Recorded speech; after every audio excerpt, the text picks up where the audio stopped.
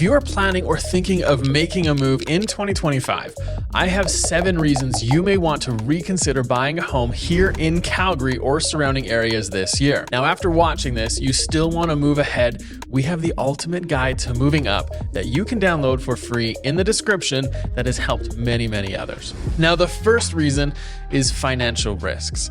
In an ATB article that came out in 2024, it said that nearly 70% of Canadians are worried that they can't absorb any unexpected costs worth $1,000 or more. And half, about 53%, are concerned that they might not have enough money to put food on the table for their family. I mean, that means that more than half of the population, something like an unexpected car or home repair, could wipe out their savings almost instantly. So if you have not built an emergency fund or even just your savings large enough yet, then buying a home probably shouldn't be something you should consider. Really focus on getting multiple months, upwards of 6 months of savings saved up before you save your down payment. Because when you own a home, it's on you if something goes wrong in that home. Now, another reason inside of the financial risk category is existing debts. So if you have debts that have monthly payments that are already kind of tight, when you buy a home, it could actually create strain on your monthly costs.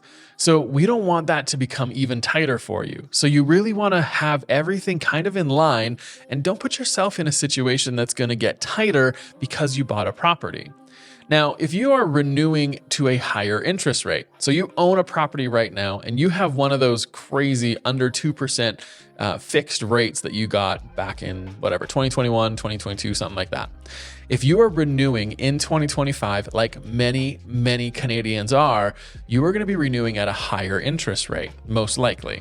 So if that's you and that's going to make things a little bit tighter, you might not want to actually purchase another property or upsize.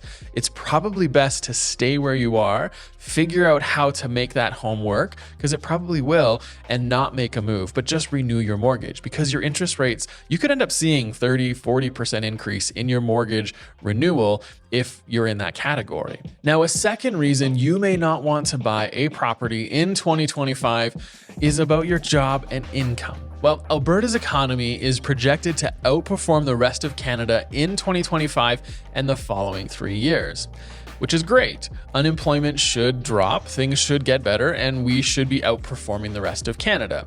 However, if you have a current job and that job situation feels a little bit too uncertain for you and your family in the coming years, then jumping into something like a home and a mortgage may not be the right thing for you. The last thing you want to do is put your family and yourself in a situation where just everything feels a little bit uncertain. So make sure you have a solid job, a solid income before making a big jump into purchasing a property. And this also goes for like moving up, right? If you're trying to find a bigger home, then make that change. There's been comments on our videos recently where people are trying to figure out, do I move up to a larger home or do I invest for the future? Well, you may not want to make a change at all, because I truly believe having a foundation that is really solid, which includes investments, really good job, income, security, all of those things, if you have that foundation to grow from, then things will become easier in the future. So do not plan on buying a property if your job situation feels a little bit too uncertain. So the third reason is you have a really great rental and you're happy with it. Just because you aren't buying a property and don't own a home doesn't mean you have to. There's a good chance that we could start to see a divergence from the market of higher rents that we have seen over the last number of years. And here's some reasons for it. The short version of this is that in Canada, we had 1.5 million non-residents come here over the last number of years. That is a ton of renters added to our country. So with that, the number of purpose-built rentals that started literally went through the roof, unlike anything we've seen before. And you look at the charts for Alberta, that orange line is just jumping through the roof. Now, these homes and these rental purpose-built properties are now coming to completion, and they're going to start getting listed for rent. Over the coming year or two, it could take a lot longer to rent these places out. And rental rates could be coming down because of the saturation in the market. Way more rentals available, which we already are starting to see. So if you have a great rental at a great price, combined with any other reason on this video, you just might want to consider staying in that rental and not owning. In 2025, we could still see some tight market conditions, and that is our fourth reason. Now, depending on the price point of your budget, you could see very low inventory still, with some bidding wars forcing rushed decisions. So at the time of shooting, this is what the market looks like for detached properties. Under $700,000 for a detached home, we are sitting at a 1.3 month of inventory. And this is kind of, slower winter season still. Between $700,000 and $1 million, we're actually jumped up a little bit to 1.9. Now, anything under $1 million is still considered right now at time of shooting in a seller's market. For real, anything. So anything under 2 to 2.5 is considered a seller's market. So 1 million and less for detached properties in Calgary is a seller's market. I know that sounds ridiculous when everyone believes there's going to be a flood of inventory, but that's the truth. Now, over $1 million, that's a little bit of a different story. Over $1 million, we're currently sitting at 3.2 months of inventory. So we're in a middle of a balanced market for that price range in the city. So as we move into 2025, I truly believe some of these areas, if they're that close to being in a seller's market, any shortage of inventory, any increase in demand that's just really quick for a month, it can push the market really quickly into a sharp seller's market and then kind of come back a little bit. So I just want you to know that market competition is going to be a thing depending on the price point and the product type that you are purchasing in 2025. Now, if you believe that there will be a flood of foreclosures coming to the market, CMHC came out with a report recently that gives a little bit of forecast to what this could look like. And here's what it says. Toronto and Vancouver are in a completely different situation, and arrears rates are expected to increase in these cities. Their modeling, the CMHC, shows Toronto may reach mortgage arrear rates unseen since 2012. So they could see a really large increase in their foreclosure rates. What about Calgary? Well, Calgary, Saskatoon, and Halifax got lumped together in this report, and they're in the first group where they may not go through sharp increases in mortgage arrears. So mortgage arrears rates in these cities are expected to remain close to their low post-COVID levels.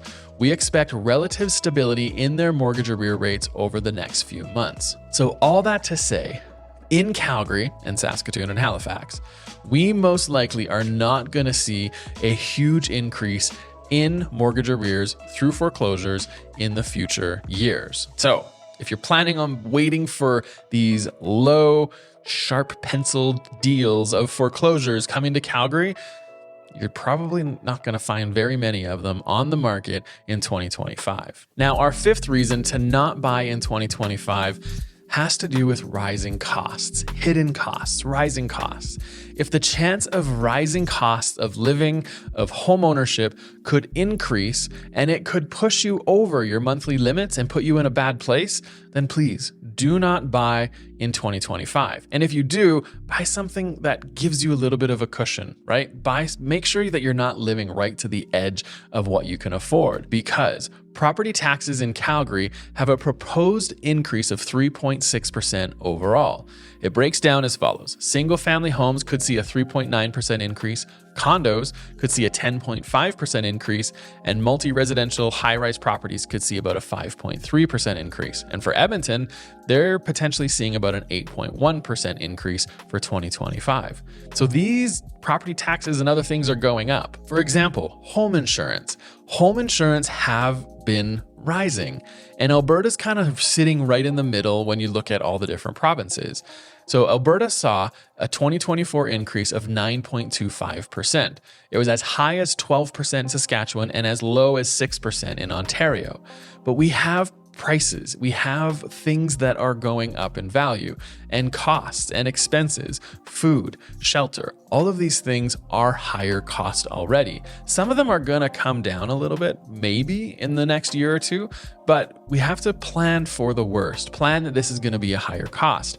And if high inflation and living costs are eating away at your down payment and your savings and your monthly amount already, then buying a home and basically tying yourself to a larger payment or a fixed payment that you have to make, and you know, just please, let's not do it. Just stay where you are and make things work. So property value concerns and the future potential of increase or decreases is our sixth reason. So neighborhoods' future growth is really uncertain. If you are really nervous about the certainty of growth and you have to have growth for you to own a property, then maybe buying one in 2025 is not the right thing. Now, here's a kind of a one-off example. I've heard that some neighborhoods like Glacier Ridge have been bought up by majority of investors. Now, I don't have stats or proof, and if it's true, it's really scary for that community and others like it.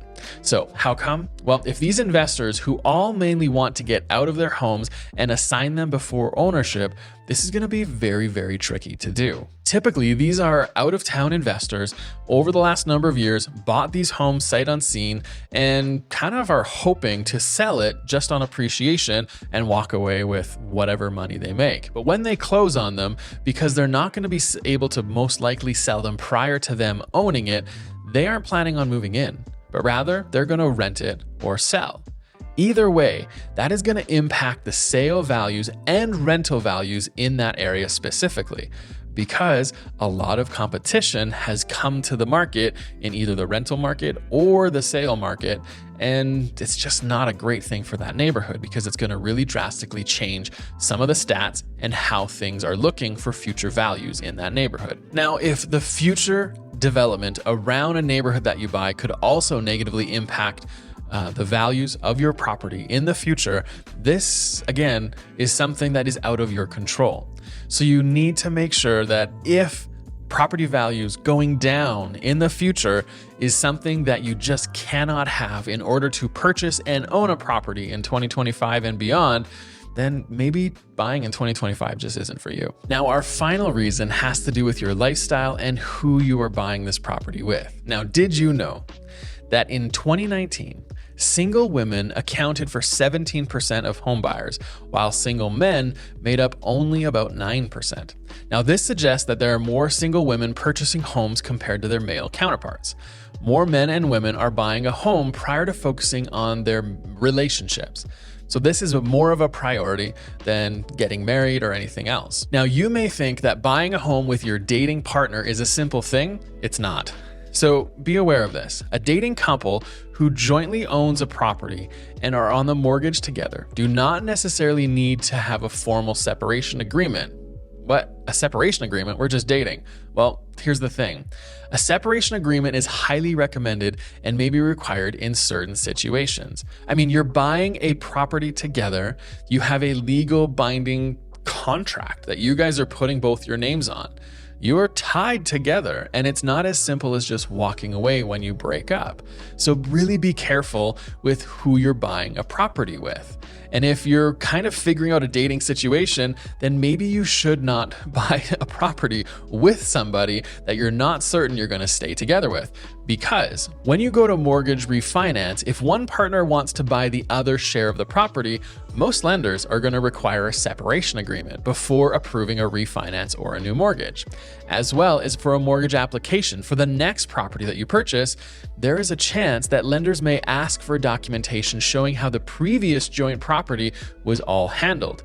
At the end of the day, the lenders want to make sure that your past partner, now that you've broken up with, isn't going to be able to come after or claim anything on a next purchase. You are buying a property with somebody and you don't know the future of that relationship. Please do not buy a property in 2025. It's probably better to figure out how to buy something on your own or just go rent with them. Now, one home buying hack that I've seen more and more happening is buying a home with a suite in it. Now, if you're still thinking of buying a home after all of these reasons to not buy a home, you may want to consider buying one with a suite. And so I'll see you up in this video where we talk all about suites and how they're impacting Calgary.